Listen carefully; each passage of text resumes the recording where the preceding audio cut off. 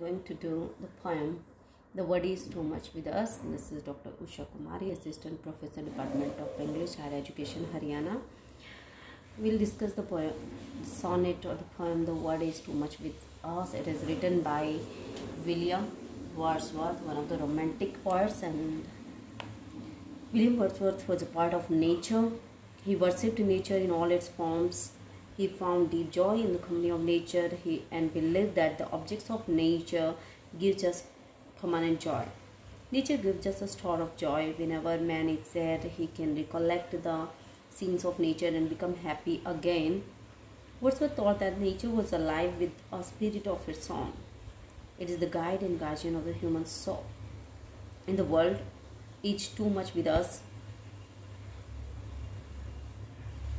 he laments at the materialism of man.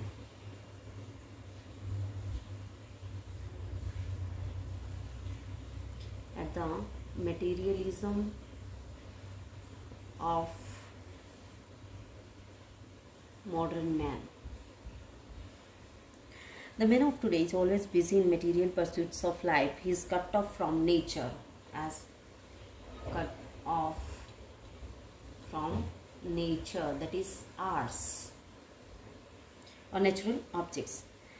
He's so busy in earning and spending money that he has no time for the beauties of nature. The poet wishes that he will become a pagan as a worshipper of the forces of nature as god and goddesses, and he would be in touch with the objects of nature.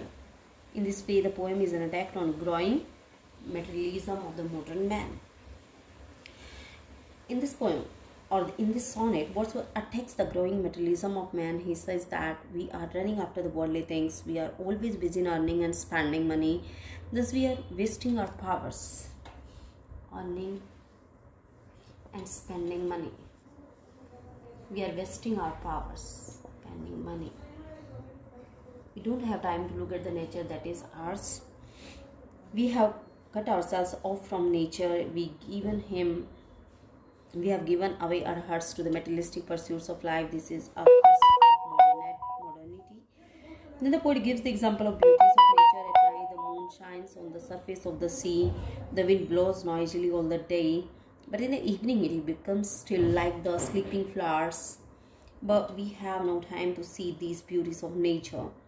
These things have no effect on our souls. We are out of tune with nature. The poet says that he would prefer to be a pagan. It's a Greek god of nature. It is an outdated religion. As a pagan, he would worship the forces of nature as gods and goddesses.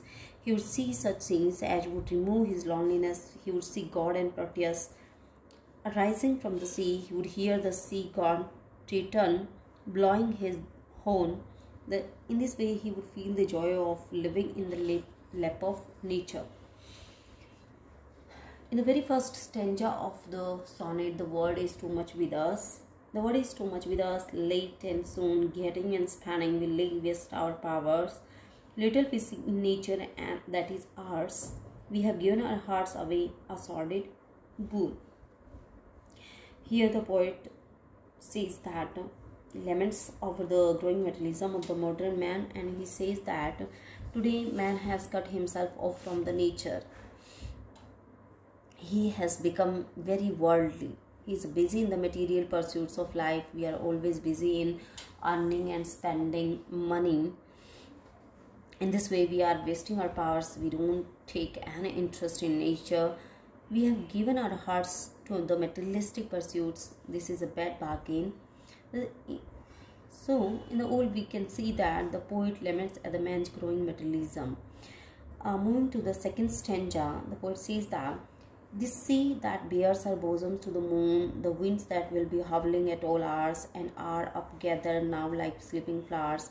For this, for everything, we are out of tune.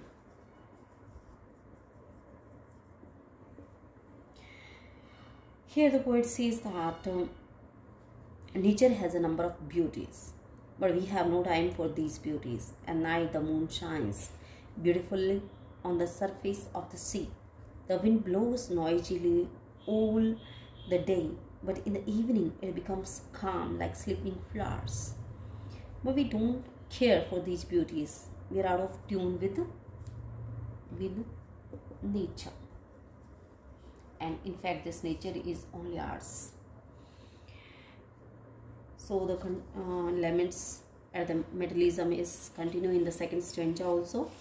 In the third or the last stanza, he says that, great God, I would rather be a pagan suckled in a creed outworn, so might I, standing on this pleasantly, have glimpses that would make me less forlorn, have sight of protests rising from the sea, or hear old Triton blow his wrathful horn.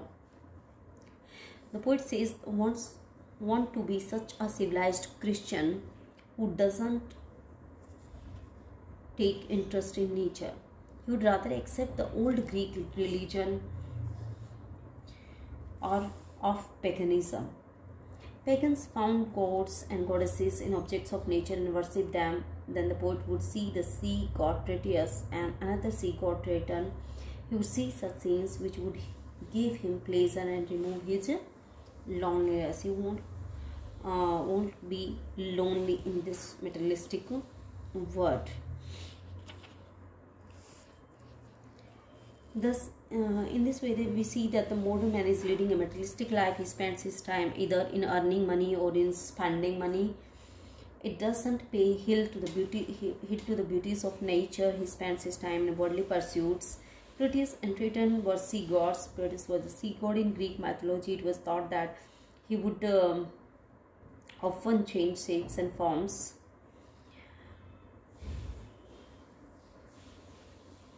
Triton was also a sea god like Proteus. He could rage or control waves by blowing his horn. Now the question arises that why the poet wants to be a pagan. The poet is fed up with the materialistic outlook of the Christians. He finds that the contemporary Christians remain engrossed in worldly affairs. Nature holds no charms for them.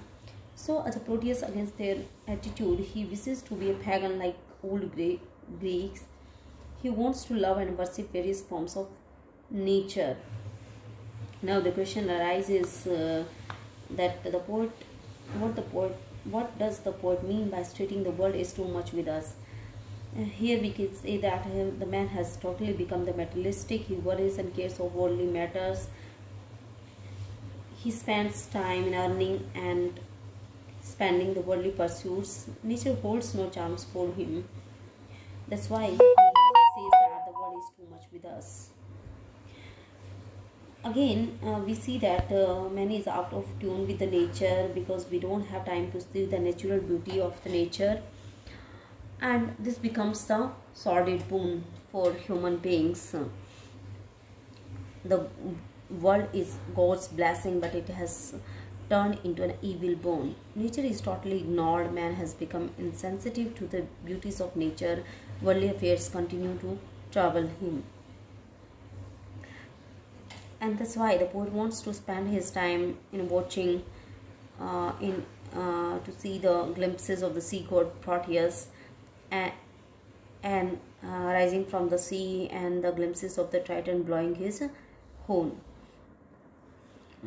When the poet says that the world, in the very first line of the poem, he means that worldliness or materialism. He means to say that the people of modern times are lost in the worldly affairs.